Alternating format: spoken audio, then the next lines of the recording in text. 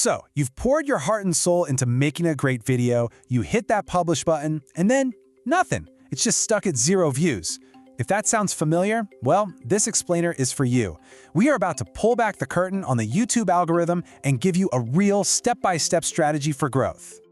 Okay, let's just get right into it. You do all the work. You upload what you think is a masterpiece, and then crickets. It is without a doubt the most frustrating feeling for any creator. But what if I told you it has almost nothing to do with luck?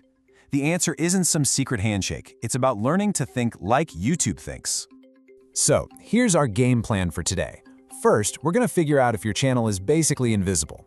Then we'll talk about packaging your content, the right and wrong ways to share, the algorithm's 2 different minds, and finally, we'll bust some myths about those tempting shortcuts.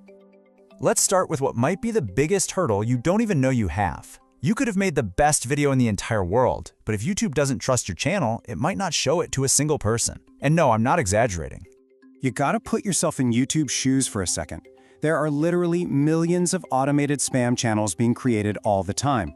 So when a brand new account just pops into existence and uploads a video 5 minutes later, a bunch of red flags go up. YouTube's first job is to protect its audience, and that means you're basically guilty until proven innocent. It sees you as a potential bot.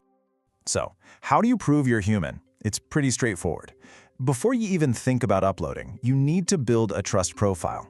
Be a real user on the platform. Watch videos in your niche, leave some thoughtful comments, subscribe to a few channels. This builds up your activity history. Then, and this is crucial, go into your settings and do all the verification steps. Phone, ID, the whole thing. This tells YouTube, loud and clear, there's a real person here. All right, so you've proven you're a real person and YouTube trusts your channel. Now the real battle begins, the battle for the click.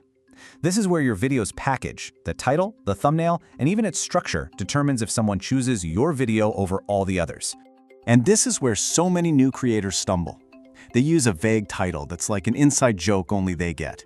They get way too attached to one thumbnail, even if it's clearly not working. Or they forget to add chapters. Listen, these aren't just small details, these are what I call deadly sins that can completely kill a video's momentum. Now let's talk about video chapters for a second, because they are an absolute secret weapon. You see, they're not just for helping people skip around in your video. When you title a chapter with a question like, "How do you fix this setting in Football Manager?" you're creating a direct line to Google search. Someone types that exact question into Google and boom, Google can show them the exact 2-minute clip from your video that answers it. It's a huge source of traffic that most creators just completely ignore. And this brings us to that really fine line between creating intrigue and just, well, lying. You can absolutely have an exciting, exaggerated title, but you have to deliver on the promise. The second a viewer clicks on your video and feels like they've been tricked, they are gone. And they're not just closing the video, they're probably never going to trust your channel again. Okay, so YouTube trusts you, your video is packaged perfectly, you've just hit publish. The next few hours are so important. And how you decide to share your video in this early window can either be the rocket fuel it needs or the anchor that sinks it to the bottom.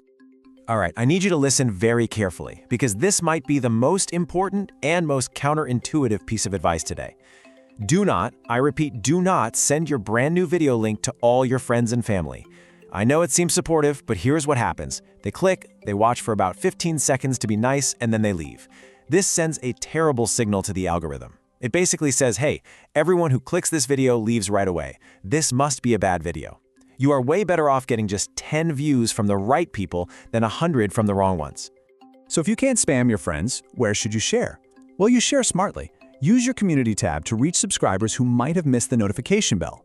If you're sharing on Instagram, use a tool that forces the YouTube app to open, not that clunky Instagram browser where people can't even like or subscribe. And my personal favorite? Use Shorts. Cut up the best 30-second clip from your long video and post it as a trailer. It's the perfect free advertising.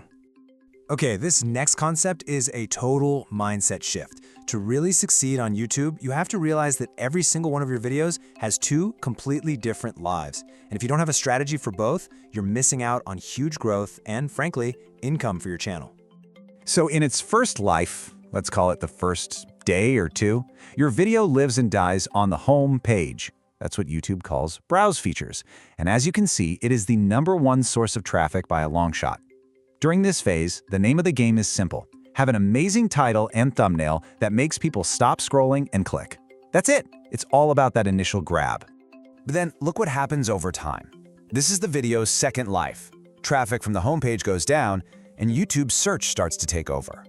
This right here is the long game. This is how a video you made 6 months ago can suddenly start getting thousands of views every single day. Because now it's not about grabbing attention. It's about answering a question that people are actively searching for. So what's the big takeaway? It's that your title needs to have two brains. It needs a catchy, exciting part for the short-term browse game, like "This program changed my life." But it also needs a clear, searchable part for the long-term search game, like a Premiere Pro tutorial. If you only do one, you're sacrificing either that initial buzz or the long-term survival of your video. And finally, let's talk about the dark side, the temptations. When you're trying to grow, the idea of a shortcut can seem really appealing. But on YouTube, these so-called shortcuts are almost always just traps in disguise. And this chart really breaks down why they're such a bad idea. Buying views from bots, you're just paying for fake accounts that destroy your watch time, and YouTube just deletes them anyway. View exchange sites are basically the same thing. Running ads might seem smart, but the algorithm completely ignores ad views when it comes to ranking. They give you zero organic benefit. And deleting and re-uploading, you're just resetting the clock and killing any search potential you had. At the end of the day, this is the fundamental truth of YouTube. Every single strategy that works, building trust, smart packaging, playing both the browse and search games, it all comes down to one thing: earning the genuine attention of a real audience over time. There are just no tricks that can replace that. And I think this quote just perfectly captures the mindset you need to have. It's not about trying to fight the algorithm or trick it, it's about becoming a player of the game. Understand what YouTube actually wants, which is to give the right video to the right viewer, and then just make it easy for the platform to see that your video is the perfect fit. So I'll leave you with this to think about. Take a hard look at your strategy and ask yourself, which game are you really playing? The short-term game of just chasing numbers, or the long-term game of sustainable growth? The choice you make really will define your entire journey as a creator. Thanks for joining me.